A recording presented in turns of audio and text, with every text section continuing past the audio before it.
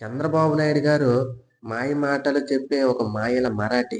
ఎవరినైనా ఈజీగా మ్యానిపులేట్ చేయగల ఒక క్రూరుడు.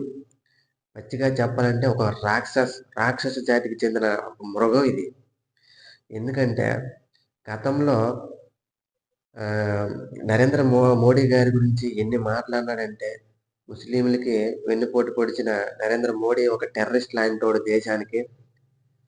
వయసులో నాకంటే చిన్న, నా జూనియర్ అని నానా మాటలన్నాడు నరేంద్ర మోడీకి. ఇప్పుడు ప్లేట్ తిప్పి నరేంద్ర మోడీ గారి సంక నోకుతాండెళ్ళి. అయితే నిన్న జాతీయ మీడియాకి మన చంద్రబాబు నాయుడు గారు ఒక ఇంటర్వ్యూ ఇచ్చి, అక్కడ ఉండే ప్రతినిధి ఒక క్వెషన్ అడిగారనమాట. 2019లో టెర్రరిస్ట్ అన్న నరేంద్ర మోడీ గారితో ఇప్పుడు చేతులు కలుపుతున్నారు.